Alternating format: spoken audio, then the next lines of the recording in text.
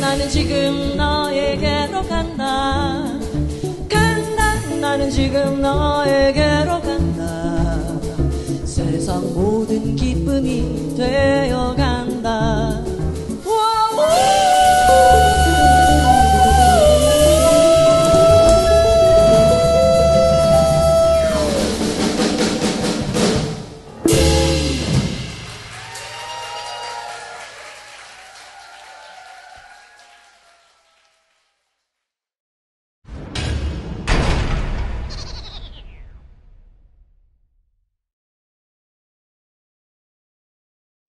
겸손은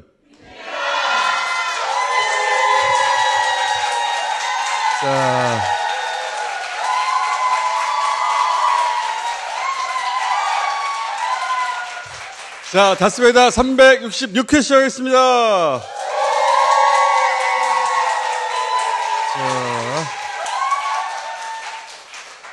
자, 공연을 마친 말로 다시 모시겠습니다.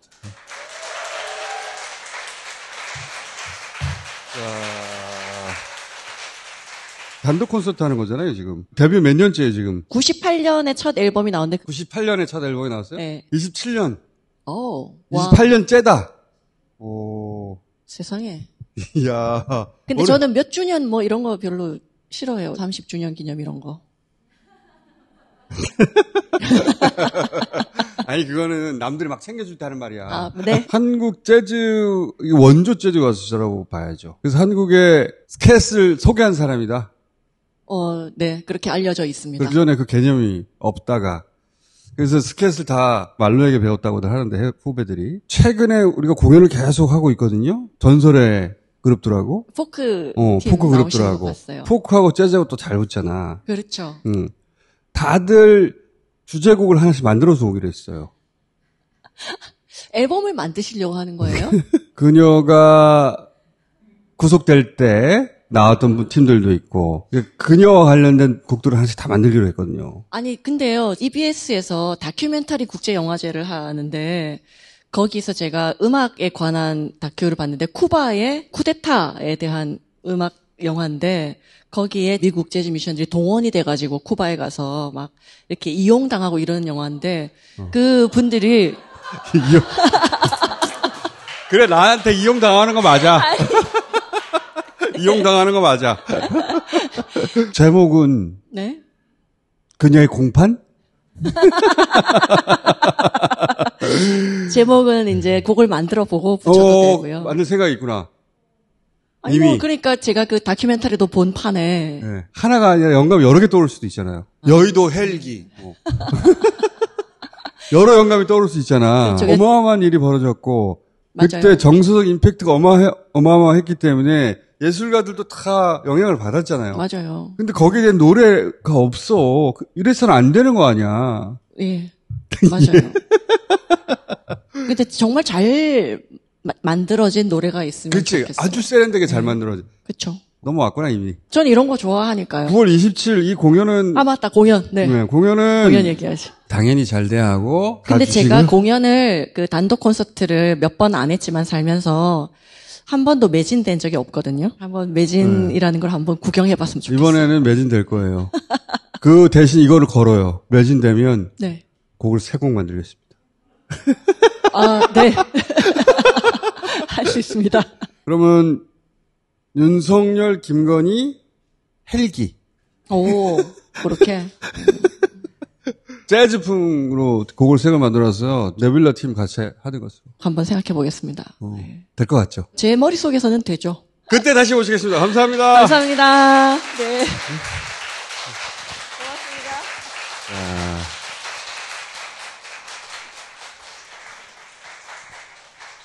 (12월 3일) 날 공연을 한번 해볼까 생각 중입니다. 안녕하세요, 이상민입니다. 오늘 소개해드릴 제품은 애플 비데의 가장 인기 있는 모델 통변 비데입니다. 겉만 씻는 비데가 아니라 속까지 개운하게 케어해주는 비데라고 하는데요. 써본 분들이 아주 극찬을 하시더라고요. 대체 얼마나 개운하길래 그런지 제가 직접 확인해봤습니다. 아우씨, 왜 이렇게 안 나와? 오씨, 깜짝이야. 누구세요? 지금 고통받고 계신가요? 마법을 걸어드리겠습니다. 속까지 편안해지는 통변 마법? 이게 무슨 마법? 이건 직접 경험해봐야 알아요. 속까지 너무 개운한데? 진짜 마법 같다. 네, 통변비데 정말 마법 맞죠? 애플비데는 국내 자체 공장에서 직접 제조하고 있으며 AS 전국 지점 운영, 전국 무료 설치 서비스까지 진행하고 있습니다. 품질 자신감으로 당당하게 3년 무상 AS까지. 비데는 역시 애플비데 통변 마법. 여러분도 꼭 경험해보세요. 딴지마켓에서 가장 합리적인 가격으로 만날 수가 있습니다. 자, 이번엔 세 분을 모시겠습니다.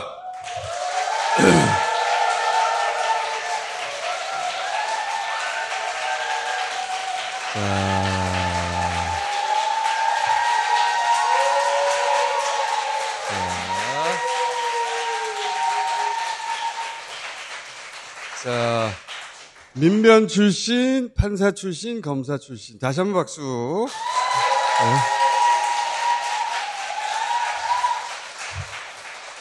네. 이 환호성은 어제 법사위에서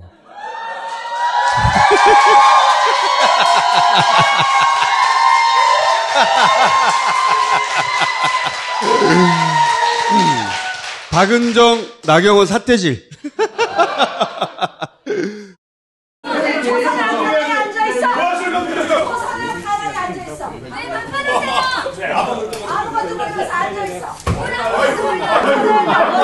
야, 말씀을 아니, 말씀을 말하지 말라고 하는 거 사과하세요. 좀 조용히 하세요, 좀! 윤석열 내라는 거. 아니, 지금 토론하잖아요! 하시라고. 초선 의원은 말하지 말라고 하시네요. 옆에서. 말하지 말라고 합니까? 두 분의 구원이 있어요. 2011년에 이제 우리 모질한 주진우라고 있습니다. 기소청탁 이야기를 들은 거예요.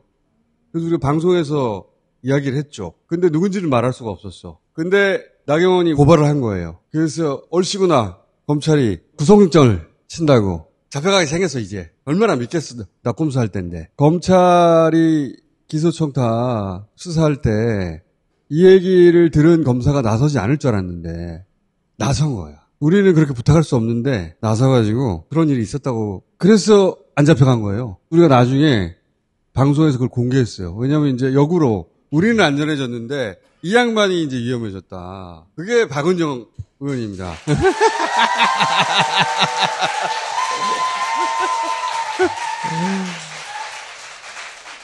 안 그랬으면은 잡혀갔어. 그 사건 주인 검사가 이시원, 예, 공직기강 비서관이었죠. 예, 서울중앙지검 공안 2부. 다 엮여 있어. 예. 그 차장 검사가 지금 정정식 그 국민의힘 의원. 우리가 죽을 뻔했겠어, 안 했겠어요? 죽을 뻔했어. 죽을 뻔했는데 검사 박은정이 우리를 살려줬죠. 야.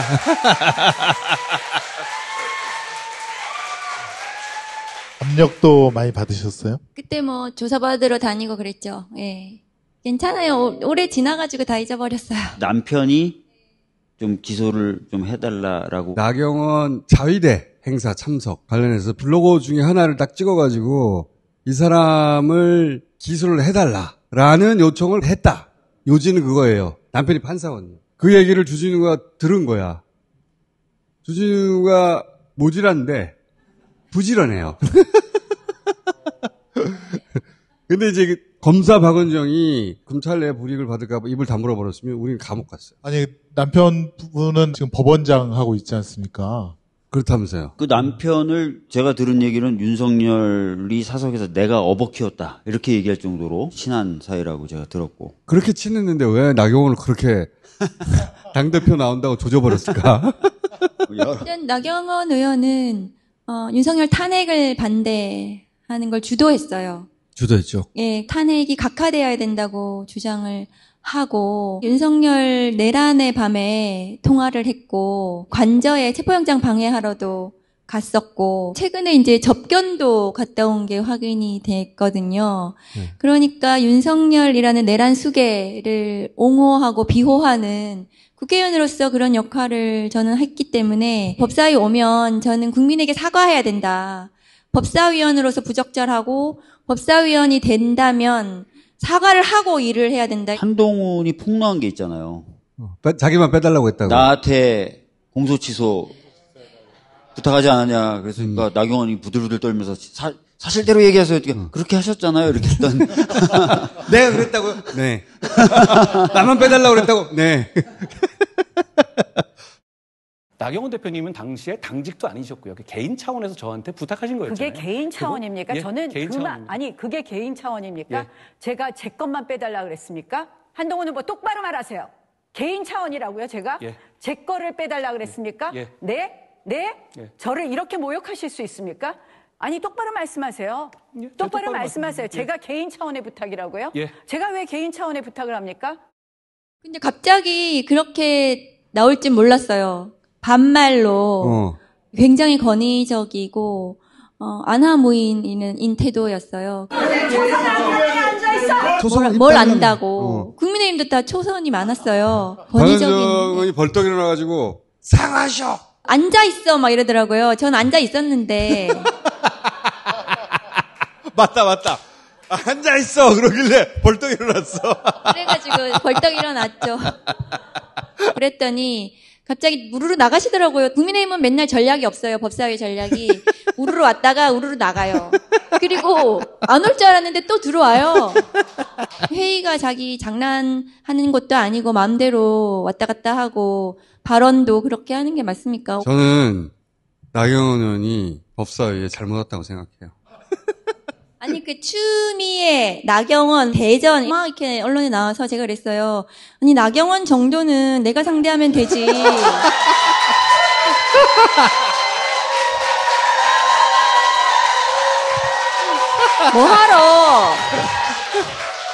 뭐하러 추미애 위원장님까지 뭐 하실 필요가 있나? 근데 박은정 의원님이 상대해 주시는 것도 나경원 너무 키워주는 거 아니에요? 아무도 상대 안 해주면 되는 거 아니에요, 그냥? 아니, 저도 윤석열 정권 법사위에 있을 때 박은정 의원님과 함께 그 용산 대통령실도 쳐들어가고 한남동 김건희 나오라라고 막 쳐들어가서 소나기도 흠뻑 받고 그랬는데 그때를 회상해 보면 정말 행복한 법사위 요새 나날들이 아닌가 싶습니다. 유튜브 썸네일에 오늘도 난장판 법사위 뭐 이렇게 나오더라고요. 아니, 너무 재밌었어요, 사실은. 너무 재밌었어. 너무 재밌었고 법사위가 이번 주 매일 열린다면서요. 네, 지금 법사위가 계속 열리고 다음 주도 또 있고. 예. 나경원은 저쪽에 에이스거든요. 나경원 정도 투입해야 어떻게 되겠다 싶어서 투입했는데 본전도 못 차린 거죠. 네. 저는 나경원 의원이 굉장히 요구를 했을 가능성도 있다고 봐요. 왜냐하면 패스트트랙 재판이 이제 선고되거든요. 그러면 법사위의 간사라는 자리라도 하면 뭔가 영향을 미칠 수 있지 않을까라는 기대감이 좀 있지 않았을까. 그러니까 법원이 피감기관이니까 법사위 간사가 되면 그런 영향이라도 주려고 바로 재판을 굉장히 신경 쓰더라고요. 굉장히 신경 많이 쓰고요. 제가 최근에 들은 바로도 우리 당의 어떤 의원한테 그거 좀 어떻게 안 되겠냐. 뭐 이런 얘기들을. 의원직이 날아갈 수 있으니까. 이런 거. 그때 물리적으로 막았으니까 국회 선진화법 위반이 맞잖아요. 그때 장난 아니었죠. 아시는 것처럼 팩스가 들어오는 걸 다 막고 뭐 심지어 최이배 의원 기억나시죠? 기억나죠. 국민의힘 의원들은 자기네들이 마술쇼 보여줬다. 감금이 아니다. 장난이냐? 아유, 자꾸 아이고, 참. 본인 불을 잡네. 아니, 얘기할 게 없어요, 이제. 4시간 반 동안. 위원장님, 왜 그러세요? 위원장님. 위원장님. 위원장님 맞으세요. 허리 다치세요, 허리 다치세요. 위원장님. 맞으면 안 돼, 큰일 나요.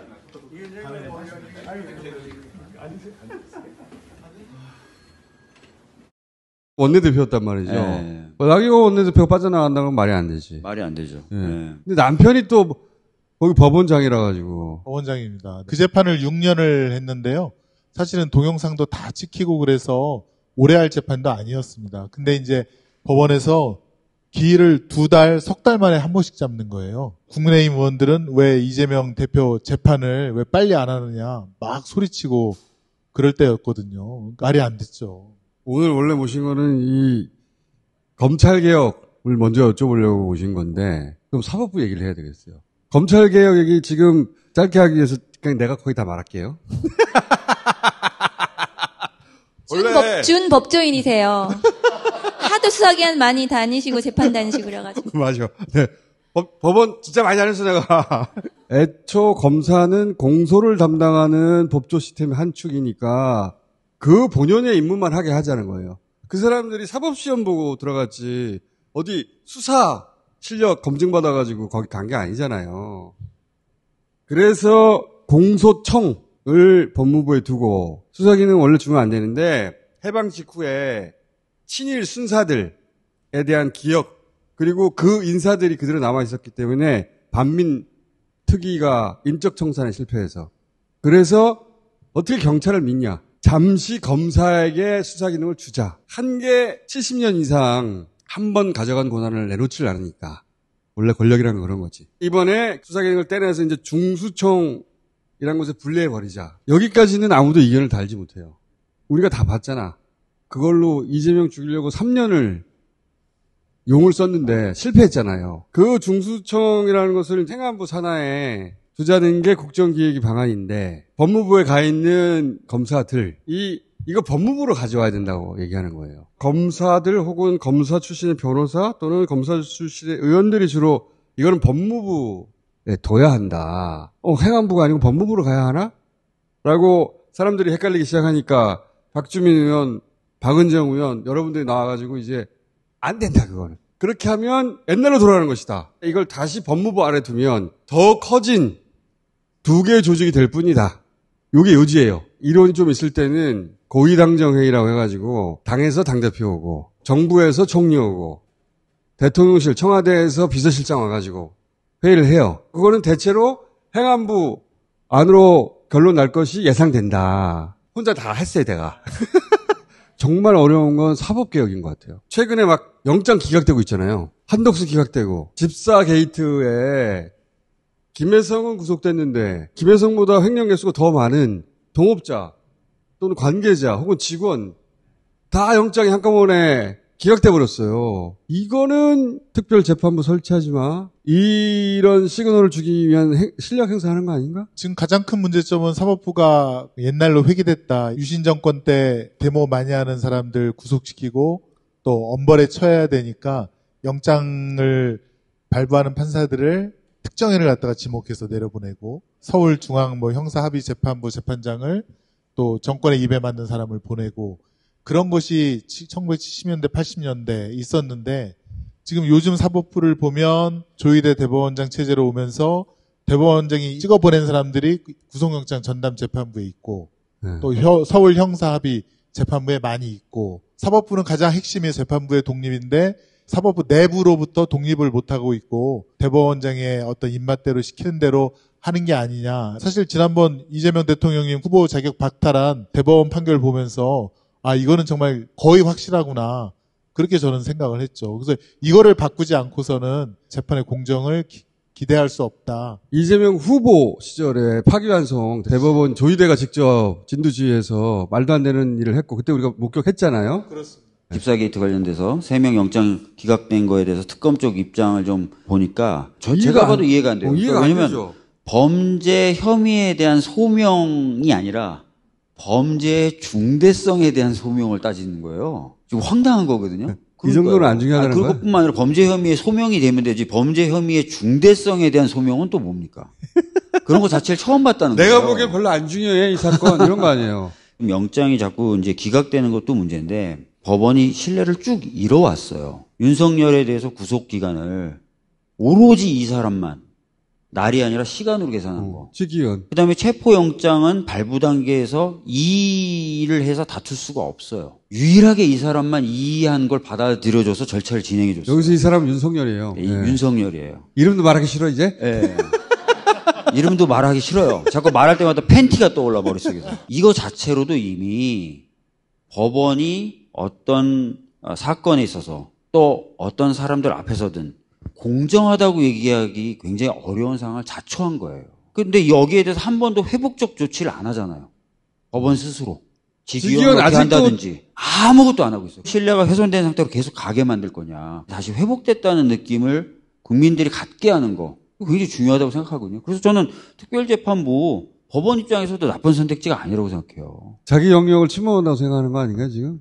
근데 말이 안 되는 게 법원은 항상 뭐라 그랬습니까? A 법관이든 B 법관이든 C 법관이든 어떤 법관한테 사건이 가더라도 다 공평하고 무사하게 결론을 내린다는 전제하에 자기네들이 시스템을 계속 가동해왔다고 주장했잖아요. 특별재판부는 법관이 아닌 사람을 법관을 만드는 게 아니라 판사들 중에 누가 사건을 담당할 것인가. 즉 배당에 대한 절차를 새롭게 한번 구축해 보는 거거든요. 정확하게 말씀해 주셨는데 특별재판부 만든다고 해서 판사 아닌 사람이 재판한 건 아니지 않습니까? 지금은 법원 자체 내규에 따라서 그냥 법원장들이 회의에 따라서 이렇게 찍어주는 건데 그거를 법률에 의해서 좀 더 민주적 정당성을 갖춘 그런 걸 통해서 판사들이 하게끔 하자. 특별한 것도 아니고 자기네 영향력을 벗어난다고 생각하는 거죠. 추천에 의해서 된 사람들은 자기네 말을 안 들을 가능성이 높으니까 그게 싫은 거죠. 직위원이 내란 재판을 하면 이렇게 질질질 끌면 결국 6개월 후에 윤석열 나올 거거든요. 구속기간 만료돼가지고. 그러면 출퇴근하는 거예요. 그리고 이 속도면 2년, 3년 걸릴 거거든요. 그렇게 하고 싶은 거 아니에요, 지금? 지금 시스템이면 그렇게 되죠. 직위원이 윤석열 재판에 대해서 보여주고 있는 태도는 굉장히 의심스러워요. 공소기각 하려고 하나? 그런 의심이 굉장히 저는 처음에 들었거든요. 왜냐하면 지난 대선 기간 중에 조희대 대법원이 보여줬던 그 쿠데타, 그걸 가지고 법관회의나 이런 것들을 예전 같으면은 해야 될 사안인데도 불구하고 조용히 그냥 넘어가면서 순응하는 태도, 굉장히 관료화돼가지고 법원 자체가 우리는 성형이니까 건들지 마. 그래서 내란 특별재판부에 대해서도 그런 얘기를 듣고 싶지 않아. 우리대로 그냥 할 거야. 지금 사법개혁에 대해서는 검찰개혁만큼 분노가 막 차 있거든요. 세상에 한덕수의 영장을 법적 평가가 뭐 어쩌고 하면서 기각을 했거든요. 내란, 우두머리, 방조에 대해서. 기자들이 그러더라고요. 범죄사실 구속영장을 보니까 이거는 뭐 이상민보다도 더 심각한 것이 아닌가. 이 영장이 기각된 건 이해를 못해요. 오늘 아침에 제가 최혜병 특검 을 방문을 했습니다. 최혜병 특검도 영장 때문에 너무 고심을 하고 있는 거예요. 예를 들면 통신영장 이런 것도 기간을 자꾸만 축소시킨대요, 법원에서. 그러니까 수사가 이게 턱턱 이렇게 막히는 거예요. 제대로 재판이 되지 않을 가능성이 굉장히 커져가고 있다, 저는. 내란 특별재판부에 대한 필요성이 저는 굉장히 크다. 판사 출신으로서 내란 특별재판부는 가능하다고 보십니까? 가능하고 필요하다고도 생각이 됩니다. 사법부가 예전에 이제 뭐 유고슬라비아 전범 재판이라든가 캄보디아 재판도 할 때 판사를 보냈어요. 가서 재판하라고. 남의 나라 가서 재판할 수 있도록 보냈는데 불법 계엄과 내란은 어마어마한 사건 아닙니까? 그렇죠. 수많은 사람이 죽이려고 했고 전쟁을 유발을 시키려고 했고 내전 혹은 전쟁 범죄에 가까운 것들인데 그럼 우리도 전범 재판처럼 수입해갖고 재판을 물을 구성해도 되는 거 아닙니까? 그 정도 분노할 사안인데 지금 그냥 배당 정도만 법에 의해서 특별판사로 하자. 판사가 한 3천 몇 명이니까 추천을 받든 그렇게 해서 이제 새로운 재판부를 구성하자. 이 정도이거든요. 그러면 그거를 수용 못할 이유가 없죠. 아니 법원 내부에서 판사들끼리 얘기해서 정한 규칙에 따라 사건을 배당하면 공정하고 국민의 대표인 국회의원들이 법률로 정해서 사건을 배당해 주세요. 판사 아닌 사람을 갑자기 판사로 만드는 것도 아니고 판사들 중에서 기존 판사 중에서 네, 누가 될지 모르지만 국회에서 직접 정하는 것도 아니에요. 국회에서의 역할은 그런 판사를 추천하는 추천위원회 구성만 하는 거고 법률로 그거 정하는 건 문제가 있습니까? 내규는 괜찮고 법률은 안 되고. 맞습니다. 그게 핵심입니다. 과거에 법원장이 막 사건 나눠줬어요. 그때도 법원은 아무 문제 없다 그랬어요. 자기들이 모든 걸 결정해야지 국회가 왜 껴들어 이런 마인드인가요? 그런 거죠. 재판의 독립은 재판 내용에만 간섭 안 하면 되는 거지. 근데 사법행정에 대해서는 국민의 뜻을 받들어서 행정할 수 있는 거잖아요. 왜냐하면 자기들도 공무원이거든요. 맞습니다. 예. 하늘에서 뚝 떨어진 게 아니고 그냥 공무원이라고 그 공무원에 관한 법률을 새로 만들어서 적용하면 되는 거 아니에요. 근데 그러면 안 된다고 그러는 거 아니야. 자기들한테는. 네. 자기는 건들지 마라. 우리 원래 하던 대로 할게.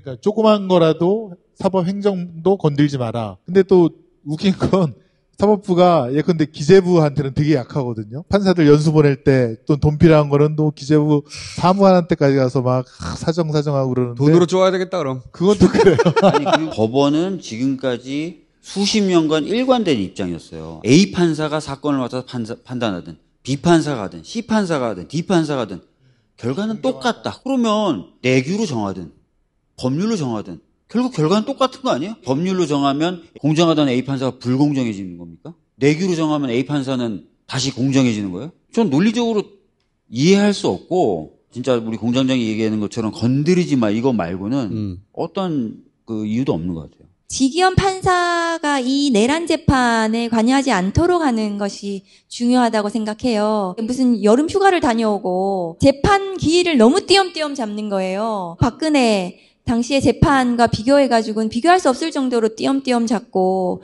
이런 것들이 전부 다 총체적인 문제다. 그래서 내란 재판은 국민 여러분들께서 굉장히 계속 감시하셔야 된다. 법원에서 함부로 하지 않도록 계속해서 문제 제기를 하고 특별재판부를 하도록 해야 되고 영장도 마찬가지다. 특별 법관으로 할 수 있도록 법은 다 마련되어 있는 상황이거든요. 근데 국민들께서 막 이렇게 분노해 주셔야 돼요. 문제 제기를 해 주셔야지 힘을 얻어가지고 전 할 수 있다. 특별재판부 얘기를 앞으로 해야 되겠어요. 사법부하고 관련된 일이라 이제 판사 출신 김승원 의원님한테 안 되면은 김승원 책임이다. 제가 십자가를 지겠습니다. 친정이지만 아무튼 친정 잘 되라고 십자가를 져보겠습니다. 중수청 그 행안 분야, 법무 분야 거의 다 된 이야기고. 근데 이 특별재판부 이야기는 사법부가 계속 안 된다 하고 있잖아요, 지금도. 법원 행정처에서도 막 안 된다 그러고. 그리고 지금 내란 재판이 깜깜이로 진행이 되고 있는 거, 이 부분은 특검법을 개정해서 어제 법안 소위에서 의무로 공개하도록, 중계하도록 네. 그렇게 통과시켰습니다. 도대체 이 지기현 재판부에서 어떻게 재판을 진행하는지 누가 무슨 말을 하는지 알 수가 없는 거예요. 그렇죠. 국민들이 보셔야 되거든요. 역사에 남겨야 되는 거잖아요. 기록으로. 그래서 일단 내란특검법부터 세 개의 특검 모두를 재판을 중계할 수 있도록 그렇게 했습니다. 법원 입장은 굉장히 소극적인 입장이었는데 어제 법원 행정처 차장이 적극적으로 하겠다고 답변은 하긴 했습니다. 법원 행정처가 낸 의견서인데 이렇게 길게 의견서 내는 것도 제가 처음 봤고 이 두꺼운 자료의 상당 부분이 특별재판부에 대한 비판에 특별재판부 하지 말라는 거 아니에요? 하지 말라는 거에 할애를 하고 있어요. 자기들이 잘하면 되잖아요. 그럼 지기현을 바꿔주든가. 맞습니다. 재판의 신뢰성을 훼손할 거다. 이미 훼손이 많이 됐어요. 그래서 이 특별재판부 얘기를 해야 된다, 앞으로. 여기까지 하겠습니다. 네. 감사합니다.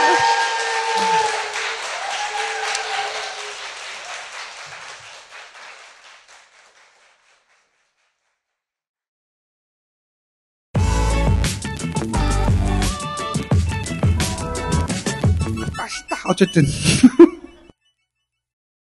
대장사랑 이름 잘 정했어요. 대장사랑 처음 등장했을 때 딴지에서 놀라움을 선사했죠. 우리에게 대장이 좋아하는 제품 뱀을 만나는 경험.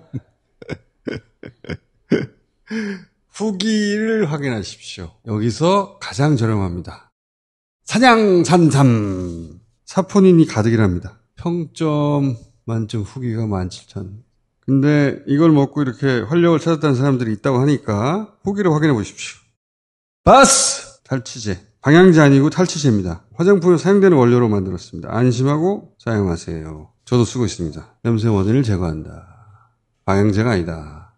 안녕하세요. 광고호스트 이상민입니다. 주변에 꽃을 선물하고 싶은 사람이 있나요? 저는 최근에 만난 것 같습니다. 와, 완전 내 스타일인데 어쩌지? 번호를 물어볼까? 저기 혹시 전화번호 좀 알 수 있을까요? 1800-9222요. 1800-9222. 이게 핸드폰 번호라고요? 아니요. 착한 꿀 꽃배달 번호예요. 아니, 왜 핸드폰 번호가 아니라 이 번호를... 꽃을 배달하면 주문 금액의 5%씩 기부가 되거든요. 그 대답을 듣는 순간 나는 알 수 있었다. 아, 이거 광고구나.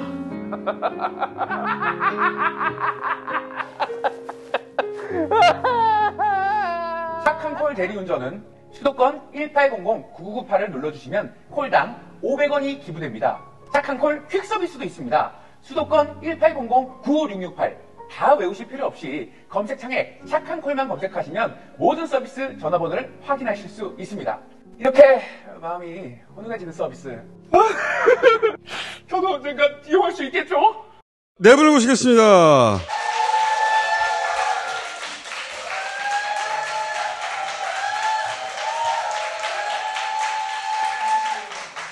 누가 하지? 잡사바가 없을 것 같아. 잡사바 어떻게?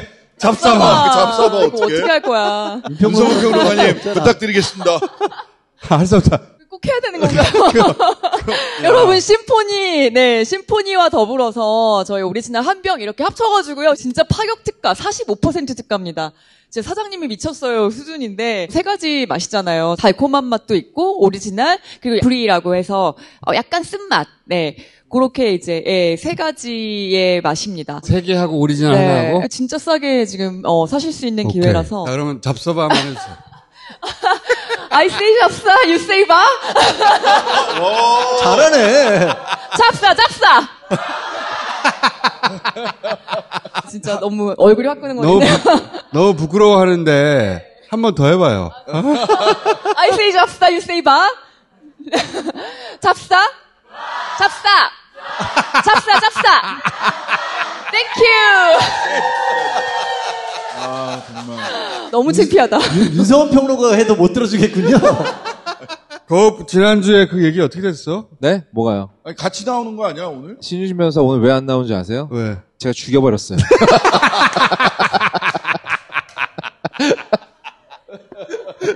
아니, 그 분에게 알려지긴 했어. 예? 방송에서 우리가 다뤘다는 게? 왜 안 알려질 거라고 생각하는 거야? 다스베이다 시청자가 몇 명인데. 그래서 연락이 왔어? 뭐 평소에 연락을 안 하는 사이는 아니니까. 그때 뭐 카톡 했어요. 뭐 신유진 변호사한테 물어보니까 진짜 카톡 했다는데 우리 녹화 중에. 그래서 그분과? 제가 증인을 없애버린 거죠.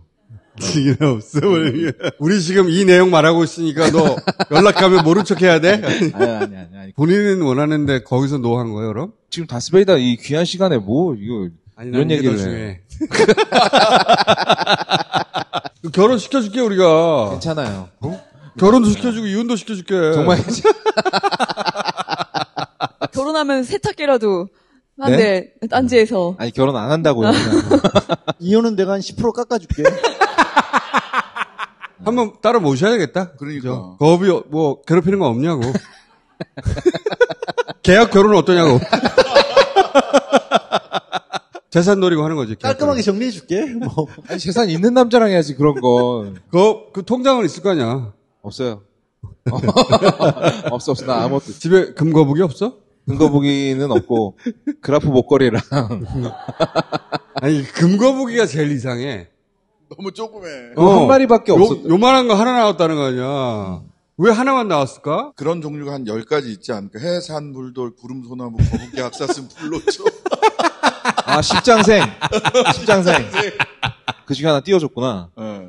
주진우 말로는 10돈도 아니고 5돈이라고 하거든. 5돈이요? 5돈이래. 5돈이. 한 200만 원 상당이라고. 그러니까 4.5돈이래. 그 200만 원 이거를 내물어 줬을 리가 없잖아. 그러니까 부인을 할 수도 전 있을 거라고 생각을 했는데 이배용 씨가 무리를 일으켜서 죄송하다고 샀다고. 그러니까 이게 뭐야? 자백 아니야? 자백? 그러니까 주긴 줬다는 거야. 근데 이제 하나 주고 그랬을 리는 없으니까. 그러니까. 가설이 여러 개 준 걸 김건희가 가족들한테 나눠준 게 아닐까? 왜냐면 가족이 운영하는 요양병원에 근무해서 나온 거거든요. 그러니까요.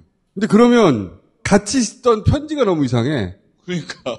선물을 예를 들어서 뭐 10마리 받았다고 쳐. 가족들한테 막 이렇게 나눠줬어.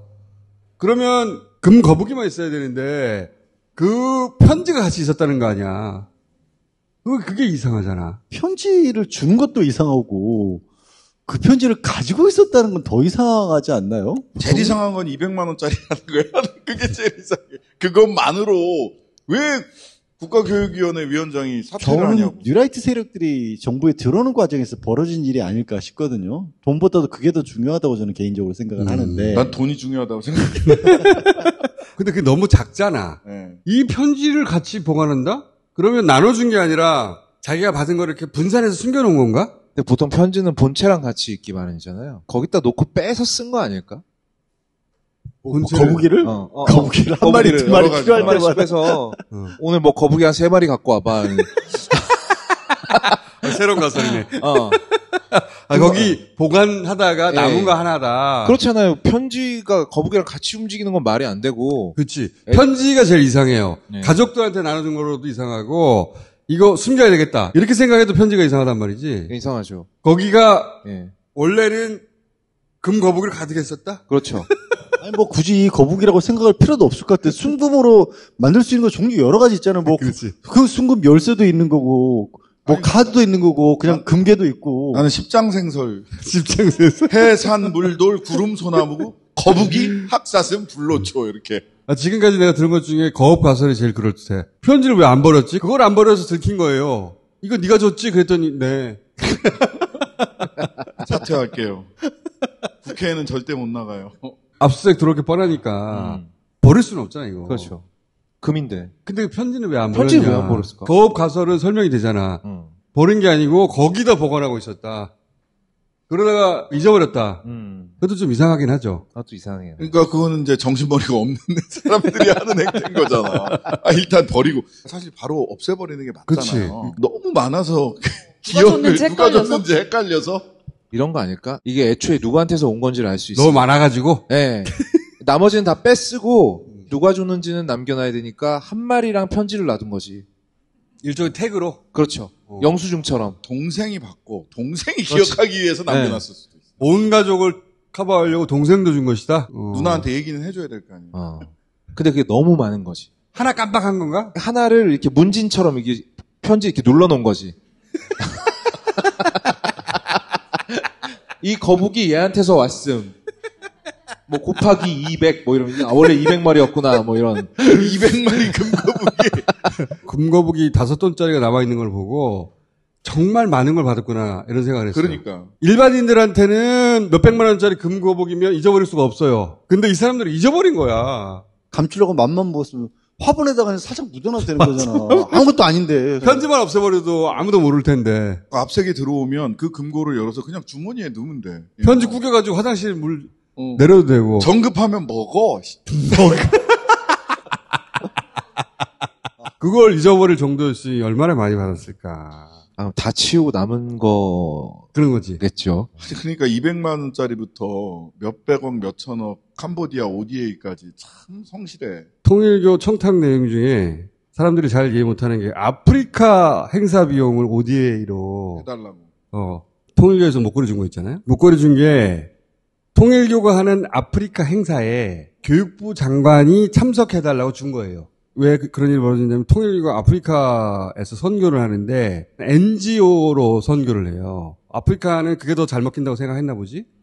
워낙 많은 NGO 활동이 있으니까 자기들 공신력을 보여줘야 되잖아. 그래서 그 통일교가 쓰는 방식은 NGO 활동을 하면서 그 행사에 아프리카 현지의 정치인, 장관, 족장, 언론인 꼭 부른다고. 한국에서의 영향력을 보여주려면 한국 장관이 와야 되잖아. 그 장면을 연출하려고 한 거예요. 아프리카 돈을 쓰는 것도 정부 ODA로 해서 자기 영향력을 보여주려고 하는 거지. 장관 초청을 하고 그 행사는 자기들이 해야 되는데 행사 비용은 ODA로, 정부 돈으로. 행사 비용도 ODA, 정부 돈으로 하고. 장관도 부르고. 우리가 정부 돈을 땡겨온다. 여기는 한국 장관이 참석한다. 이런 걸 보여주고 싶었던 거예요. 근데 진짜 돈을 목표로 한 게 캄보디아야. 2025년까지 다 책정돼 있었거든요. 몇 천억으로 늘어나거든. 큰 돈이 여기서 뭔가 움직였어. 여기 특별팀을 만들어서 추적해야 돼, 이거. 이번에 그 정기국회 때 외통위 국감에서 가장 핫한 이슈가 될 것 같아요. 여기가 제일 큰 돈이고, 여기가 내가 보기엔 김건희가 직접 꿀꺽하려고 했던. 통일교랑 사이가 나빠지면 나중에 통일교가 줬던 목걸이 돌려달라고 한단 말이지. 근데 이 돈은 계속 가. 그러니까 통일교하고 상관없이 돈을 풀어놨다는 얘기잖아. 장모 특유의 수법 있잖아. 꿀꺽 동업하다가. 동업자는 감옥 보내고. 누가 봐도 이건 돈 되는 사업이니까 YTN을 인수한다거나 아니면 유엔 됐을 때 그 부서 설치하고 이런 것들은 김건희 입장에서 봤을 때 딱히 탐나는 건 아닌데. 직접 주머니에 안 꽂혀. 예. 캄보디아에 돈을 쓰게 되면 누가 알아? 돈 냄새를 기가 막히게 만드는 재주들이 있는 것 같아요. 캄보디아가 국가 공권력이 굉장히 허술하거든요. 우리나라에서 보이스피싱 당하는 전진 기지들이 캄보디아에 엄청 많고 거기서 노예처럼 감금돼서 보이스피싱 하고 있잖아요. 엊그제 보도를 보니까 캄보디아 안에 그런 불법 집단 시설이 50개 지역에 있다는 거예요. 50개 지역에. 공권력이 그걸 컨트롤을 못하고 있는 거잖아요. 심지어는 결탁해서 하더만. 네, 결탁해서 하기도 하고 그만큼 공권력이 굉장히 허술한 곳이기 때문에 사업도 특정하지 않고 야 일단 돈 넣어줄 테니까 니네 쓰고 싶은데 써 라는 방식으로 ODA가 넘어갔잖아요. 그러면 저는 여기는 뭔가 있다. 그럼 돈 거기다 지원하는 척 해줘놓고 잃어버린 다음에 보이스피싱 당해서 잃어버렸어요. 그 돈을 빼서 가져오려면은 그쪽의 정치권 혹은 왕족하고 연결돼야 될 거 아니에요. 그래야 되겠죠. 왕족의 뭐 딸을 한국의 아이돌로 데뷔시킨다고 그랬었죠.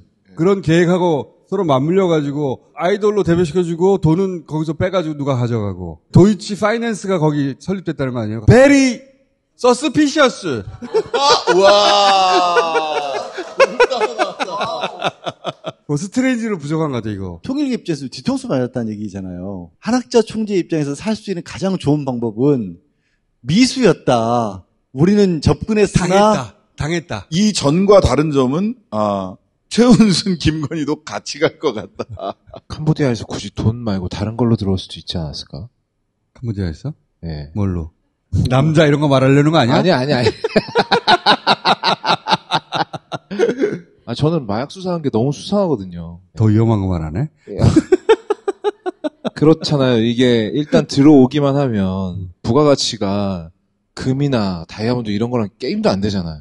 윤석열이 마약 수사한답시고 마약 조직 싹 밀어버리고. 마약 경쟁자 조직을 없앤다는 얘기야, 그러면? 예. 야, 우리 겁, 진짜. 영화적 상상력. 그런 비슷한 게, 그 수리남에 보면 나오지 않아요? 네, 경찰이랑 짜옹해서 상대 조직을 밀고, 거기를 장악하는. 내가 대통령이면 얼마나 쉽겠냐고. 더 가, 빨리. 이제 이런 걸로 잡혀가진 않을 거 아니야. 2024년에 캄보디아에서 마약 밀수해오는 횟수가 엄청나게 늘었다는 뉴스를 제가 지금 검색하니까 나오네요. 왜 하필이면 캄보디아였을까 싶기는 한데. 그래. 쭉 가봐. 영화적 상상력. 전 아무것도 모릅니다. 근데 그런 상상도 다 해봐야 돼. 예. 가능한 것은 무엇이든 하려고 하는 사람들이었기 때문에 계속 해봐, 그럼. 더 해? 저 마약 나왔으니까 그 다음에 뭐가 나와야 되겠어. 그리고 김건희 특검의 마지막은 내란 관여를 밝혀내는 거라고 봅니다. 그게 김건희 특검의 성공 여부를 가늠한 기준이라고 봐요. 김건희가 저지른 가장 큰 범죄는 내란에 관여한 것일 것이다 라고 나는 강력히 의심하기 때문에 윤석열이 감히 김건희의 허락도 없이 친녀, 무녀를 통해서 하늘의 뜻을 묻지도 않고 개엄을 한다? 김건희 공소장에 통일교에 대한 청탁을 하면서 사실상 권력을 대한민국에 행사를 했다라는 내용까지는 김건희 특검에서 김건희 공소장에 넣었고요. 내란 특검에도 김건희의 역할이 들어간 거예요. 공소장을 고치고 있거든요. 사랑해서 개엄했다. 그러니까 처음에 공소장에는 당시 정치적인 갈등이라든가 이런 부분으로 인해서 계엄을 일으켰다라고만 했는데 김건희 특검에서 수사 결과가 계속 나온 거 보니까 김건희가 사실상 V0였다는 게 거의 확인이 된 거잖아요. 그거를 막기 위해서 윤석열이 계엄을 일으켰다라고까지는 이미 나왔어요. 그러니까 김건희의 사법적 리스크 때문에 그걸 막기 위해서 계엄을 했다. 네, 그게 내란 특검에서 이미 공소장 작업에 들어갔으니까. 근데 여기까지 나왔으면 김건희를 몰랐을까? 여기는 넘어가는 거죠, 자연스럽게. 몰랐을 수도 있지. 어떻게 몰라요? 사랑하니까 그냥 깜짝 사랑하니까. 선물. 케이크 안에다가 반지 같은 거 넣어놓는 것처럼 깜짝 놀래키는. 다음날 자고 일어나면 대한민국 우리 거야, 자기가 이러는 거야. 내란 특검도 그래서 그런 공소장, 사랑해서 계엄했다 공소장을 쓰려고 하고 있는 것 같은데. 문제는 지금 김건희 특검이 지금 인력도 시간도 좀 모자라요. 특히 인력이 모자라요. 지금 인력을 보강해주는 법안이 아마 다음 주쯤 국회에서 본회의 상정이 될 거고 그때 되면 또 필리버스터를 해야 될지도 몰라. 아유 지긋지긋한데 IMS 모빌리티 조영탁 등 영장 기각됐잖아요. 영장 기각됐는데 그 얘기도 해야 돼. 일단 김건희 건부터 끝내면은 나는 윤석열이 김건희한테 계엄에 대해서 해도 좋은지 반드시 물어봤을 거라고 보고 김건희가 윤석열한테 계엄하라고 했을 수도 있다고 나는 생각하는데 수거할 명단도 나는 김건희가 개입해서 작성했을 것이고 노상원과도 직접 통화했을 것이고 김건희가 전반적으로 김건희의 터치가 다 들어갔을 거라고 나는 생각하거든요. 그걸 밝혀야 진짜 계엄을 속살. 왜 저것들이 저런 짓을 했지? 저 미친 짓을? 그게 밝혀진다고 봐서. 제거 명단에 공장장이 있었잖아요. 근데 공장장, 뉴스 공장은 7시에 시작한단 말이에요. 윤석열은 그 시간에 못 일어나요. 굉장히 과학적이고 합리적인 추론인데? 당연한 거 아니겠습니까? 윤석열이 아침 7시 잠이 깨 있는다고 말도 안 되고. 검사로 죽이려고 하다가 실패하고. 네. 또 칼로 죽이려다가 실패하니까 군인으로 제거하려고 한 거 아니야. 그 계엄의 진짜 속살을 밝혀야지 이게 비로소 끝이 난다. 특검은. 그런데 지금 영장 기각. 연속으로 지금 영장 기각이 되고 연속으로. 심각한데 첫 번째는 영장 기각 사유가 너무 이상해요. 범죄의 중대성이 소명되지 않았다라고 해요. 그러니까. 중대하다는 것까지 소명할 필요가 없어요, 영장에서는. 근데 중대성이 소명되지 않았다고 했거든. 거꾸로 얘기하면 범죄 혐의는 소명됐다는 얘기야. 아, 그러니까 범죄 혐의 소명됐거든요. 회사 내에서의 횡령 배임건 가지고 전부 다 영장을 친 거란 말이에요. 근데 IMS 모빌리티 조영탁이 회사 직원들한테 보낸 이메일이 있어요. 이 이메일을 보면 이노베스트 46억에 대한 부분은 오늘 마지막으로 말씀드리고자 합니다. 우선 35억은 제가 이노베스트 정상적인 대여 계획을 체결하고 개인 채무를 상환하는 데 사용하였습니다. 즉 개인 채무를 상환하는데 사용하였습니다. 똑 떨어지는 배임이네. 네. 조영탁이 자기 회사 직원들한테 보낸 이메일이에요. 범죄 행위 소명됐잖아. 소명됐네. 소명됐잖아. 35억이면 5억 이상이면 특가법상 배임 횡령으로 가요. 5년 이상이에요. 5억 맞나? 5억 맞아요. 네. 5년 이상. 근데 여기 35억이거든. 개인 채무 상환하는데 썼습니다. 이렇게 썼어. 말씀 못 드렸는데요. 35억. 개인 채무. 되게 황당한 거는 조영탁이 그거를 김예성한테 줬다가 다시 돌려받은 거잖아요. 그렇지. 김예성은 구속시켰어요. 이 사안만 놓고 보면 조영탁 도와준 공범 수준에 그쳐요. 오히려 핵심은 조영탁이란 말이야. 근데 김예성은 구속시켰는데 그 일을 시킨 사람은 그리고 이익을 본 사람은 구속이 아니야.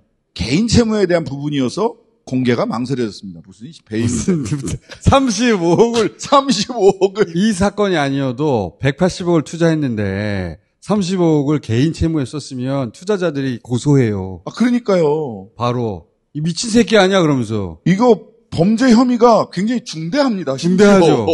심지어 35억이면. 네, 김건희하고 상관없이 가는 정도예요. 근데 중대성이 소명이 안 됐다고? 두 번째는 기각한 판사에 대해서도 얘기를 해야 되잖아. 판사. 박정호 판사, 지난번에도 말씀드렸지만 수건브라더스 3인. 박정호 판사가 2024년에 무슨 일을 했느냐. 2024년 11월 달에 김여경 여사 법카 87,000원, 10만 원 있죠. 그 벌금 150만 원 선고한 사람이에요. 원래 24년 8월 달에 선고할 예정이었어요. 근데 갑자기 변론 재개를 합니다. 그리고 선고 일자를 11월 달로 맞춰요. 2024년 11월 이재명 11월 위기설이 있었습니다. 왜 그러냐면 1심에서 공선법 재판이 2024년 11월 날 날짜가 잡혔고요. 이화영 재판도 2024년 선고가 2024년 11월에 잡혔어요. 김혜경 여사 법카 사건도 원래 8월에 할 거를 변론 제기해서 11월에 맞춥니다. 그때가 명태균 때문에 김건희에게 시선이 많이 가 있었다는데 그때 옮긴 걸 두고도 이거는 지금 시선을 김혜경 여사한테 분산시키려고 한 거 아니냐고 그때도 말이 많았었어요. 그랬죠. 8월 달에 할 판결을 11월로 옮겼느냐라는 것까지 박정호 판사에 대해서는 우리가 기억하고 있어야 됩니다. 그러니까 이 영장 기각들이 사법 개혁한다니까 그렇게 뜻대로 안 된다니네 하고 실력 행사하고 있는 게 아닌가? 저희들도 내일 입법 발의를 할 거고 다음 주 초까지 법원 개혁과 관련된 법안이 전부 다 제출될 겁니다. 중수청 가지고 핫했는데 중수청은 행안부로 결론 날 거예요. 그런데 이 사법부 개혁 특별재판부가 훨씬 더 어렵고 훨씬 더 많은 얘기를 해야 된다. 지금부터 그 얘기를 해야 될 것 같아. 직위원은 먼저 정리를 했어야지. 유흥주점 갔던 거 어떻게 된 거야? 공수처에서는 법원 결과 기다리고 법원에서는 공수처 결과 기다리고 있어요. 뭐 눈치 게임이야? 누가 먼저 일어날지? 그런 식으로 재판을 이상하게 지연시키고 대한민국에서 유사 이래 단 한 번도 없었고 앞으로도 없을 시간 계산으로 해서 구속 취소하고 했던 부분들에 대해서 스스로 개혁하고 스스로 정리하지 못했기 때문에 특별재판부 얘기가 나올 수밖에 없는 상황이 된 거잖아요. 자초했어요. 스스로 개혁하는 모습을 보여줬어야지. 지도부의 의지에 달린 겁니다. 사법부와 이렇게 대립각을 세우는 것에 대해서 정치권에서 굉장히 껄끄러워해요. 왜냐하면 국회의원들은 선거를 주기적으로 치르거든요. 그러면 선거법은 아주 코에 걸면 코리 그런 법이어가지고 진짜로 자기들이 걸릴 위험을 항상 안고 사는 직업군이에요. 그게 머릿속에 항상 있어. 그래서 공직선거법도 바꿔야 돼요. 공직선거법을 바꿔야 돼요. 선거법은 말도 안 되는 법이 많아요, 진짜. 말도 안 되는 게 너무 많아요. 그래서 나는 당대표가 중요하다고 생각하거든요. 당대표가 무식해야 돼요. 이런 것들은 다 의견이 분분하게 돼 있어요. 이런 게 우려된다, 저런 게 우려된다부터 시작해가지고, 이거 좀 더 속구해보자. 그러다가 못한 역사가 수십 년이야. 막 사람들이 얘기하면은, 이게 쑥 들어왔다 일로 쑥 나가는 사람이 있어야 돼요.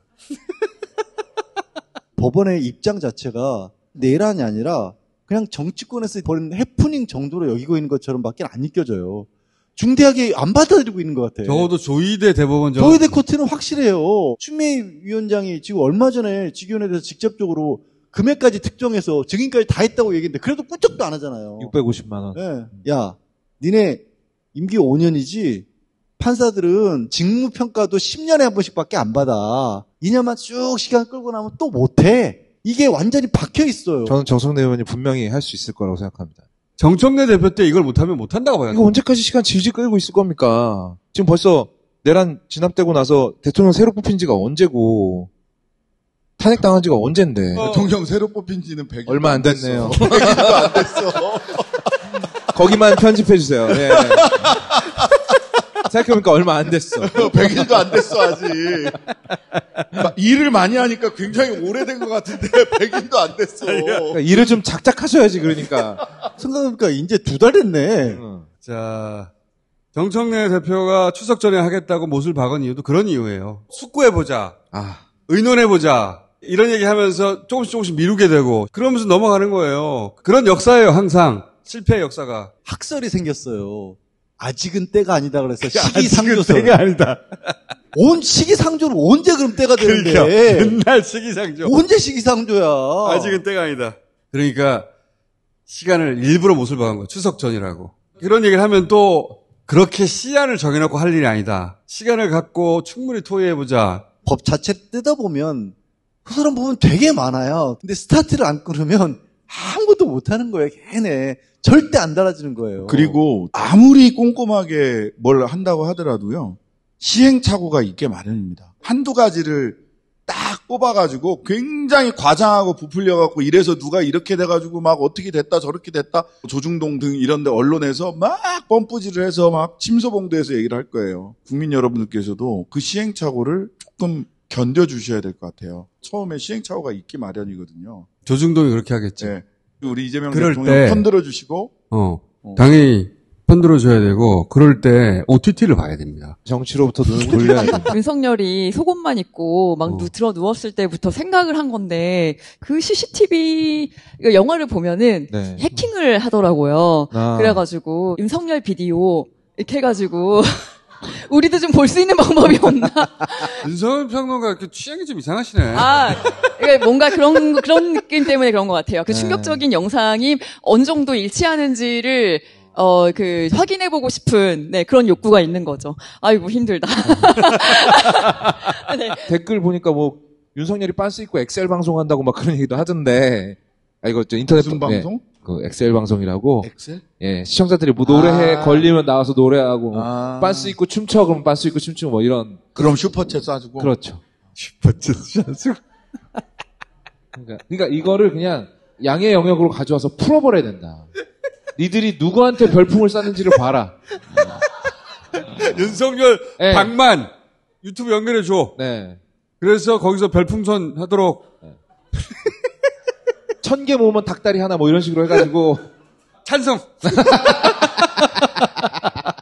아무튼 그 실체를 봐야지 이제 변호사들도 막 자꾸만 헛소리 하니까. 윤석열이 그 연결해 준다고 하면 할 것 같아. 양주 한 병 아마 걸 그러면? 아우. 아야, 너무. 야, 진짜. 야, 삐. 아니, 윤석열이 너무 건강해져가지고 지금 원래 이때쯤 너무 아파가지고 병원에 가서 입원해야 된다 이렇게 하려고 했는데 건강해진 거야. 그렇죠. 술 안 먹으니까. 실명 위기라면서 성경은 어떻게 읽는 거야? OTT 뭐 봐야 돼? 네. 그러니까 일본 애니메이션 시리즈인데요. 지구의 운동에 대하여라는 지구의 운동에 대하여? 예, 땅 지자예요. 그래서 일본 애니메이션이지만 15세기 유럽을 배경으로 하고 있어서 뭐 외색 전혀 없고요. 지동설, 천동설에 대한 얘기예요. 과학 얘기예요? 네, 과학 얘기예요. 그래서 지동설을 주장하면은 그게 이단이었거든요. 신학과 과학이 같이 공존할 수 있다라는 뭐 그런 얘기도 하고 있고 되게 철학적이면서 잘 너무 드러내고 학구적인 해서. 거 아니야? 네. 우리는 그런 쪽으로 속세를 읽고 싶은데. 근데 분위기가 학구적으로 나오진 않아요. 그래요? 예. 보셨어요? 네. 우리 양지열 변호사는 또 다 보네. 왜냐면 집에 가면 놀아준 사람이 없거든. 그리고 거기도 사람 많이 죽어요. 화형당하고 막. 네. 종교랑 정치랑 같이 극단적인 붙어 종교. 있지만은, 예, 극단적인 종교. 그게 왜 지금 정치 얘기가 아니야? 딴 거 없어? 저 목요일 살인 클럽이라고. 목요일 살인 클럽. 나는 그게 조금 재미가 없던데. 영국에서 만들어진 건데 커다란 요양원이 있고 되게 럭셔리한. 네, 할머니 할아버지들이 모여가지고 뭐 추리하고 그런다는 거? 그렇죠. 그러니까 미해결 살인 사건을 추리를 해보는 거예요. 근데 그 3명의 할머니 할아버지들 이제 클럽 멤버가 있는데 우리하고 비슷하네. 그렇죠. 우리하고 비슷해. 금거북이 어떻게 됐지? 헬렌 미렌이라고 영국 여왕 역할 많이 했던 배우. 그리고 피어스 브로스넌 007 했던 배우. 진짜 멋있게 들어갔어요. 있어요, 진짜. 그리고 벤 킹슬리 아시죠? 이 요양원에서 새로운 살인 사건이 벌어져요. 그 살인 사건을 함께 추적해가는 얘기인데. 이것도 정치랑 연결된 거 아니야? 요양원? 이거 요양원? 요양원? 금고? 요양원? 금거북이? 업무상 과실치사, 유기치사로 사람이 죽었어요. 온 요양원에서. 다이렉트로 연결이 되네. 안 되겠다. 다음 주까지 우리가 정치를 완전히 잊어버릴 수 있는 OTT물을 하나씩 들고 와주세요. 그러면 뭐 에로물 쫙 뽑아갖고 오겠습니다. 에로랑 정치랑 얼마나 관계가 있는데. 에마 봐봐. 마지막에 또 정치야. 치정극도 다 걸려. 다 걸리네. 진짜 이거 미션 임파서블. 캐대헌 같은 거 괜찮을 줄 알았는데 엊그제 국회 개헌식 하면서 캐대헌도 정치물이 됐잖아. 그 상복 입고 오고 무경정 의원 까만색. 아니 캄보디아 공주 아이돌. 아이돌. 맞네. 범죄 스릴러 갖고 와도 다 걸리잖아 이러면. 금융범죄물 갖고 와도 다 걸리고. 하여튼 안 걸리는 걸로 다음 주까지 꼭. 하추핑 이런 거 같아요. 애들 보는 거. 아니면은 그 BBC 동물 다큐멘터리 이런 거. 멧돼지 같은 거 나오면 안 돼요. 안 되죠. 멧돼지. 자, 그럼 다음 주에 들고 와서 다음 주에 뵙겠습니다. 감사합니다. 자.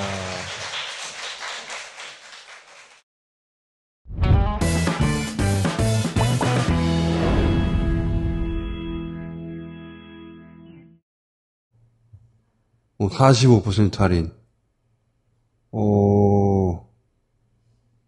좋구만. 자, 45% 할인하고 있습니다. 이벤트입니다. 자. 안녕하세요. 김어준의 다스베이다 광고 호스트 이상민입니다. 죄송합니다. 네? 네? 지금 닥스메디 연구소에서 무언가를 꾸미고 있다고요? 마실 때 아주 좋을 거야. 계획대로구만. 멈춰라!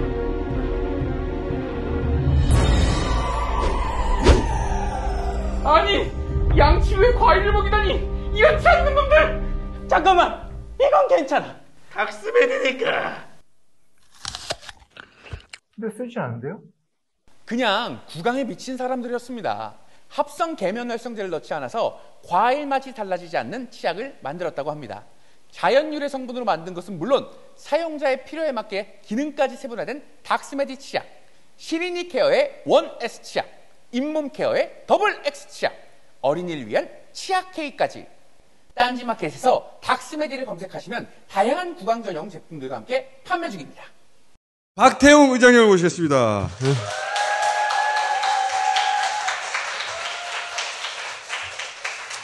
자, 박부영 교수님하고도 공부의 시간을 좀 가졌거든요. 예. 아, 네네. 박태웅 의장님 하면 AI 아닙니까? 예. AI 시대는 분명하죠. 이재명 대통령도 그 점을 분명하게 인식하고 있고, 네. 윤석열 때와는 다르게 예산도 집중하고 있고, 그러면 이 AI 시대를 맞이해서 지금 우리가 알아야 할 것은 무엇인가? 이거를 20분 이내로 업데이트 해주세요. 지금 우리는 무엇을 알아야 하는가? 한 3년간 국가적으로 지체되어 있었거든요. 그렇습니다. 자료가 어디 갔니? 이건 시간에서 빼줘야 됩니다. 다시 시작해볼까요? 자. 업데이트 해주세요. 네. 자. 100조를 집어넣겠다고 하고 소버린 AI를 만들자라고 많이 하잖아요. 소버린 AI가 뭔가에 대해서 오늘 말씀을 드릴게요. 소버린 AI 그러면 보통 뭐 주권 AI 이렇게 번역을 많이 하는데 사실은 AI 주권이라고 번역하는 게 맞습니다. AI에서 주권을 가져야 한다라는 거고요. 지금 미국이 가장 앞서가고 있고 중국이 맹렬한 속도로 추격하고 있는 사실 양강구도잖아요. 그 안에서 우리 AI의 주권을 확보해야 된다라는 게 소버린 AI라고 보면 되고요. 이게 뭐냐, 왜 해야 되냐, 꼭 해야 되냐, 어떻게 해야 되냐 이런 질문들이 나올 수가 있죠. 거대 AI는 늦었다. 이제 해서 언제 따라가겠냐. 그냥 외국 최신 모델 가져다 쓰자. 이런 얘기가 있고요. 거대 모델을 개발은 하지 말고 분야별로 전문 AI 만드는 편의 승산이 있다. 이런 것도 있고요. 주권 AI라는 게 그 AI판 아래 한글 만들자는 거 아니냐. 갈라파고스 되면 어떡하냐. 이런 얘기도 있고요. 오픈소스 모델을 갖고 와서 쓰면 되는 거 아니냐라는 얘기도 있고 AI가 지역 생태하고 뭔 관계가 있냐. 이런 얘기들도 있습니다. 의견이 이렇게 분분하다는 거예요. 이런 얘기들이 굉장히 많아요. 그래서 우리가 이미 늦었지 않느냐. 네, 못 따라잡는다. 네, 여기서부터 네, 예. 이런 의견들이 분분한데 예. 이게 선택지가 있는 문제인가? 질문을 잘못한 거 아니야? 라는 말을 해보고 싶어요.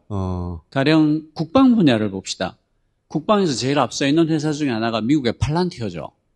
팔란티어가 전쟁에 AI를 어떻게 쓰냐. 그 전장을 이렇게 스캔을 합니다. 적이 어디에 어떤 형태로 배치가 되어 있고 갖고 있는 무기가 뭐고 지형 지물은 어떻고 기후는 어떻고 하는 데이터를 수집을 하고 AI로 스캔하는 거죠. 그다음에 우리 부대는 어디에 어떻게 배치가 되어 있고 갖고 있는 무기는 뭐고 탄약은 얼마나 있고 이걸 믹스한 다음에 그러니까 최적의 공격 믹스 전략은 이겁니다. 하고 그 군인한테 보여준다는 거예요. 뭐 곡사포를 먼저 쏘고 예. 그다음에 지상군을 투입하고 그다음에 탱크가 가라 뭐 이런 네, 식의 네. 최적의 믹스 상대에 따라 그걸 몇십 초만 해줄 수가 있다라는 거거든요. 근데 적들을 스캔하는 거, 우리 부대 배치를 확인하는 거, 뭐 기상을 보는 거 이런 것들은 다 소형 모델도 할 수 있어요. 그런데 그걸 다 믹스업해서 최적의 판단을 몇십 초 만에 딱 내려서 A안 B안 C안으로 탁 주는 거는 거대 모델이 아니면 못 하거든요. 그러면 그런 거를 갖고 있는 부대랑 그게 없는 부대랑 싸우면 어떻게 될까요? 야, 중대장 바꿔봐. 그게 앞에 어떻게 돼 있어? 뭐 보여? 이러고 있는 사이에 미사일 날라오고 탱크 쏘고 전화하다 죽는 거예요. 그러니까 국방 쪽은 AI 주권을 안 가지면 어떡할 건데라는 질문에 대단히 취약할 수밖에 없어요. 외국 걸 가져다 쓴다? 말이 안 되잖아요. 주겠어요? 예를 들어서 비행기를 봅시다. F-35가 최신 비행기잖아요. 그거는 미국의 우방국이 아니면 못 사거든요. 그런데 그게 미국이 자기가 쓰는 F-35보다 좀 떨어지는 걸 줘요. 그리고 F-35 위에 더 좋은 비행기가 있어요. F-22라는 게 있어요. 얘는 너무 좋아가지고 미국만 써요. 얘를 나쁘게 만든 버전이 F-35고 그걸 더 나쁘게 만든 게 우리가 받아 쓰고 있는 거예요. AI는 최신형 줄 것 같아요. 그러니까 이게 선택지가 있는 문제냐. 당신 질문이 틀렸다라는 말을 하고 싶은 거예요. 그리고 의료를 봅시다. 우리나라는 의료보험이 정말 잘 돼 있기 때문에 의료 데이터에 관한하는 디지털화가 세계에서 가장 앞선 나라 중에 하나예요. 근데 이게 다 개인정보잖아요. 그럼 이거를 우리 AI 없어서 해외 최고 AI에다 맡기면 어떻게 돼요? 그럴 수 있나요? 그러니까 이게 선택지가 있는 문제인 것처럼 묻는 게 틀린 거다. 그게 1번이에요. 그러니까 이미 늦었으니까 우리는 다른 길로 가자. 그 질문이 틀렸다는 거예요. 오케이. 이게 선택지가 없다. 그리고 기술을 잘 이해를 못하고 있다는 말씀을 드리고 싶어요. 파운데이션 모델이라는 게 있어요. 아주 큰 라지 랭귀지 모델 같은 걸 파운데이션 모델이라고 하는데 그게 뭐냐면 모든 AI의 기반이 되는 어떤 모델이다라고 해서 파운데이션 모델이라고 해요. 예를 들어서 법률에 관한 전문 AI를 만드는 가장 좋은 방법은 파운데이션 모델을 갖고 와서 한국의 법을 학습을 더 시키는 거예요. 이걸 파인 튜닝이라고 그래요. 그렇게 하면 금방 최고 수준의 법률 전문 AI가 만들어질 수 있어요. 두 번째로는 품질이 뛰어난 소형 모델을 만들면 되는 것 아니냐. 아주 좋은 작은 모델을 만드는 방법이 증류를 하기도 하고 양자화를 하기도 하고 프루닝을 하기도 해요. 증류를 설명을 드리면 똑같은 모델인데 사이즈를 굉장히 작게 하는 게 있어요. 그러니까 매개 변수가 이거는 1조 뭐 몇천억 개고 이거는 뭐 매개 변수가 300억 개다. 그러면 얘하고 얘한테 똑같은 질문 답변들을 받는 거예요. 똑같은 질문들을 쭉 거대한 모델한테 해요. 그리고 큰 모델하고 비슷한 답을 낼 때까지 계속 튜닝을 해요. 같은 모델이니까 계속 튜닝을 하면 어지간히 비슷한 답을 내게 돼요. 그러면 사이즈가 작은데도 불구하고 꽤 성능이 괜찮은 물건이 나와요. 이걸 증류라고 해요. 그러니까 왜 맥주를 끓이면 그게 위스키가 되고 와인을 끓이면 그게 꼬냑이 되잖아요. 그런 식으로 만들었다고 해서 증류라고 해요. 그러니까 품질이 뛰어난 소형 모델은 큰 모델이 있을 때 가능한 거예요. 큰 모델 따라잡기 너무 늦었으니까 작은 모델 하자는 이야기가 왜 잘못됐냐면 그 작은 모델이 그 모델 3을 큰 모델이 있어야지 작은 모델도 그렇습니다. 튜닝이 된다. 네, 그러니까 네. 큰 모델이 없는데 지 혼자 안 된다. 안 돼요. 네. 오케이. 그다음 그리고 양자화는 뭐냐면 아주 쉽게 얘기하면 부동소수점 뭐가 쉽습니까? 지금 하나도 안 쉬운데. 소수점 32자리까지 계산을 해요. 대형 모델이. 근데 그거를 그냥 4자리만 계산하자. 정밀성은 떨어지겠죠. 그렇지만 원래 굉장히 뛰어났던 애를 줄인 거니까 얘도 어지간히 성능이 뛰어난 거예요. 거기다가 답을 주고 증류까지 해버리면 훨씬 더 뛰어나게 되겠죠. 마찬가지로 양자화도 큰 모델이 있을 때 가능한 방법이에요. 그리고 네. 프루닝은 뭐냐면 매개 변수가 1조 8천억 개 있는데 거기서 정말 0에 가까운 매개 변수들을 다 그냥 빼버리는 거예요. 그렇게 하면 역시 정밀좀 좀 떨어지지만 컴퓨팅 코스트는 뚝 떨어지겠죠. 이게 전부 다 대단히 성능이 뛰어난 소형 모델을 만드는 방법이에요. 그러니까 근데 그 출발은 대형 모델이 있어야 되는 거죠. 아주 뛰어난 파운데이션 모델이 있어야 되는 거예요. 그리고 또 하나 예를 들어드릴게요. 특수한 모델들이 있어요. 알파폴더라는 모델이 있는데 이게 뭐냐면 고분자 단백질의 접힘 구조를 예측하는 거예요. 구글의 데미스 하사비스가 노벨 화학상을 이걸로 받았어요. 그러면 되게 생물 데이터만 가지고 공부를 했으니까 특별한 AI 같잖아요. 얘가 챗GPT하고 똑같이 트랜스포머라는 모델을 써요. 그러니까 얘가 그냥 파운데이션 모델인 거예요. 지금 그림 그리는 AI, 동영상 만드는 AI, 대화하는 AI, 문서 내놓는 AI가 전부 다 트랜스포머라는 똑같은 모델을 써요. 그러니까 우리가 거대 모델 따라가기는 이미 늦었으니까 특수 분야로 가봅시다 하는 말은 트랜스포머 모델로 큰 거 만드는 건 늦었으니까 트랜스포머 모델을 만듭시다 이 얘기예요. 이해했어요. 예. 자, 그 말도 성립할 수 없는 말이다. 네, 그러니까 일로 가나 절로 가나 파운데이션 모델이 있어야 된다라는 결론이 나오는 거죠. 오픈소스 주스 오면 안 되나?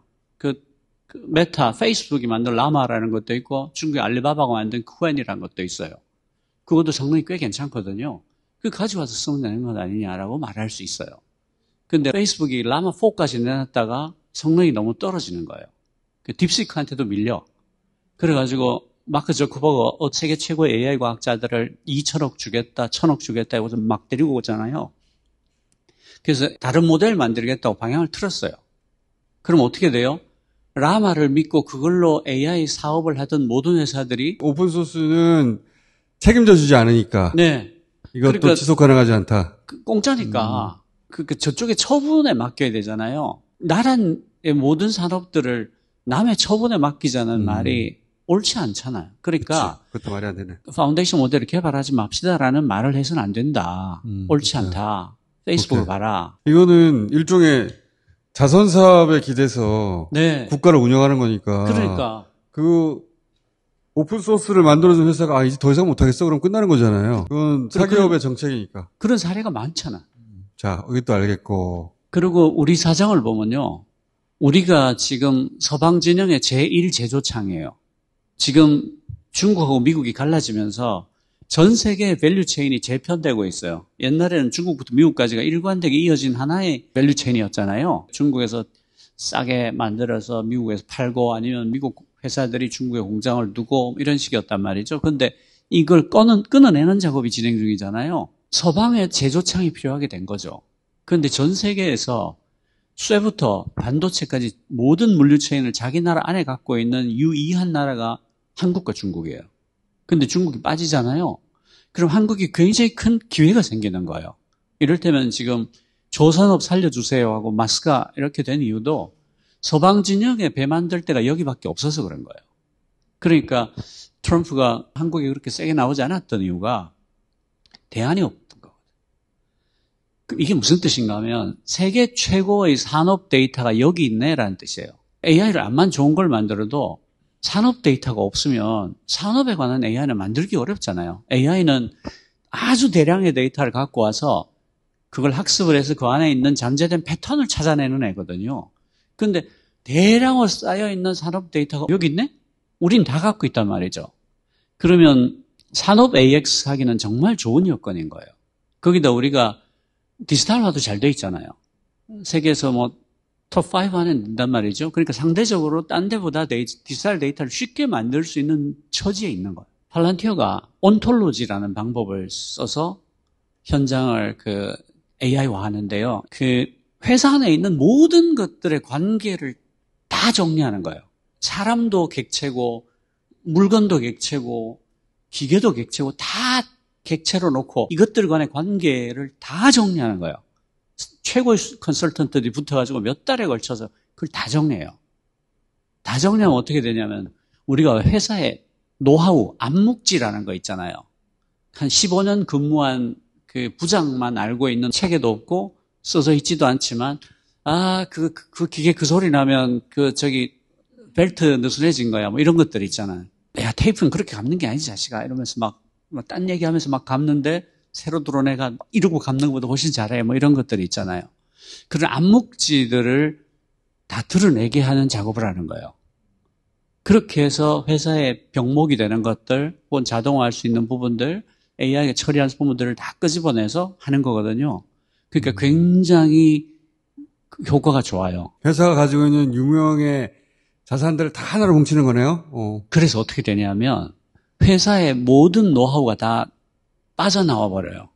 그 회사를 똑같이 복제할 수 있게 된다는 뜻이에요. 그러니까 팔란티어의 온톨로지를 우리 비즈니스에 적용한다고 했을 때 이게 양날의 칼이 되는 거예요. 우리 조선소 한 군데가 지금 몇 년째 팔란티어랑 일을 하고 있는데 그 일이 다 끝났을 때 이분이 딴 나라에 가서 딴 나라 조선소를 컨설팅 한다고 해봅시다. 쎄한 기분이 들지 않으세요? 이 회사에 있는 모든 데이터의 흐름, 모든 업무의 흐름이 환하게 노출이 된 상황인데, 그러니까 우리 모델이 없을 때 생기는 일들이 이렇게 많을 수 있다라는 얘기를 하는 거예요. 우리의 주력 산업들은 자체 AI를 가지고, 자체 파운데이션 모델을 가지고, 우리 걸 만들어야 된다, 한마디로. 그렇죠. 그러니까 전장에서 각각의 소형 모델들이 자기 역할을 해서 데이터를 수집해오면 파운데이션 모델이 최적의 전략 믹스를 바로 몇십 초 만에 제안하듯이 산업에서 머신러닝으로 고장난 것들을 뽑아낸다, 불량품을 가려낸다, 기계가 돌아가는 소리를 듣고 예방을 한다, 이런 것들은 작업 모델들로 할 수 있어요. GPU 한두 장 쓰면 되는 걸로. 그런 걸 열심히 만들 때 그 뒷단에는 파운데이션 모델이 반드시 있어줘야 되는데 그건 우리 거여야 된다. 이해했어요. 끝났네? 네, 이게 끝입니다. 그러니까 요지는 이거네요. 우리가 거대 모델 개발이 늦었다. 어떻게 하면 좋아? 외국 최신 모델 가져다 쓰자. 분야별 작은 걸 만들자. 오픈소스를 가져오자. 대안이 없는 것을 대안이 있는 것처럼 착각하고 있는 것이다. 그렇습니다. 그리고 기술에 대한 오해가 있다. 우리 거대 모델 AI를 만들어야 된다. 그리고 지금 전 세계 탑 20 AI 모델에 우리나라 게 2개 들어가 있어요. 그래요? 예. LG X1하고 업스테이지 솔라가 들어가 있는데 그 둘은 전부 다 H100도 아니고 A100 GPU 2,500장 수준으로 만든 거예요. 거기 1등은 최신 GPU를 10만 장 이상 쓴 겁니다. 이 친구들한테 GPU를 한번 줘보자는 거예요. 5만 장이든 10만 장이든. 포항제철 만들 때, 현대조선소 만들 때, 삼성전자 반도체 들어갈 때 똑같은 얘기들을 들었어요. 늦었다, 안 된다, 기술도 없고 뭐 상대는 노냐. 그때보다 지금 여건이 훨씬 좋아요. 탑 20에 벌써 2개나 들어가 있고. 그래서 거대 모델이 늦긴 했으나 포기할 만큼 늦은 것도 아니고 이미 20위 안에 2개나 들어가 있으니 네. 여기에 집중적으로 투자해주고 그래서 이 우리만의 거대 모델을 가지자. 그리고 이건 선택지가 없는 문제다. 예. 최대한 쉽게 설명하면 설명 과정이 어려웠다기보다는 굉장히 생소한 얘기잖아요. 아, 그렇죠. 들으면서 혹시 못 알아듣진 않을까? 의심이 계속 생기면서 따라왔거든요. 예. 네. 근데 생각보다 잘 이해했죠? 요 1강으로 합시다. 알겠습니다. AI에 대해서 뭘 모르는지는 몰라요, 우리가. 그러니까 뭘 알아야 되는지를 가르쳐 줬어요. 노력하겠습니다. 그래서 연속으로 몇 강 해가지고 후반에 가서는 이걸 알려주세요. 지금 현재 나와 있는 AI 중에요. 여러분의 일상생활 중에서 이런 용도로 도움을 받을 수 있는 AI가 이런 게 있습니다. 예. 뭐 예를 들어서 유튜브 분명히 저기에 나한테 도움이 되는 내용이 있다고 하는데 2시간짜리야. 내가 지금 30분밖에 시간이 없는데 저거 2시간 언제 봐서 언제 요약하나 하고 포기해버린 경우가 많죠. 그런데 AI가 그 유튜브를 나 대신 보고 한 장짜리를 요약해줘. 아주 쉽습니다, 그거는. 그쵸? 예. 그런 AI가 있다는 걸 아는 사람도 있고 모르는 사람도 있는데 아는 사람 입장에서는 엄청나게 편리하잖아요. 야, 이거 한 장짜리로 만들어줘. 봤더니 이거 안 봐도 되겠다. 아, 그렇죠. 2분부터 17분 사이에 중요한 내용이 나오네? 요것만 봐야지. 활용법을 알려주세요. 소버린 AI에 대해서 제가 왜 설명을 드리냐면 소버린 AI가 뭔지를 이해를 해야 저런 얘기 나왔을 때 내 의견을 얘기할 수가 있는 거예요. 그래야지 그게 공론화인 거예요. 주권자로서 내 의견이 반영된 AI 정책이 펼쳐져서 우리가 뒤처지지 않게 해줘야 한다. 네. 그건 알겠고 플러스 이렇게 활용해 보세요. 예, 그거 한번 정리해 보겠습니다. 표정을 잘 보시면 약간 멍해요. 내 일상에 도움이 되도록 만들어주세요. 근데 제가 봤을 때 눈이 바짝바짝 하셨는데. 초점이 나가면 그래요. 예, 오늘은 알아들었어요. 요걸 시리즈로 가져가면서 하나씩 그걸 얘기해 주세요. 예. AI로 이렇게 당신 일상이 훨씬 간편하고 도움을 받을 수 있다. 네네네. 그렇게 보겠습니다. 박수!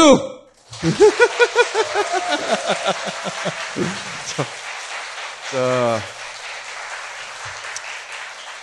그래서 AI 시대에 대한 이해 플러스 활용. 아무도 안 가르쳐 주잖아. 무척 걱정되잖아. 자, 개혁 입법 추석 전에 정청래 대표가 꼭 하겠다고 못을 박은 이유는 이런 어려운 과제들은 아직 시기상조 또는 조금 더 숙고해보자 하지 말자는 게 아니야. 좀 더 현명한 판단을 다 같이 의논해서 내려보자. 그러면서 못하게 된 역사가 70년이 넘습니다. 추석 전에 해야 한다. 끝!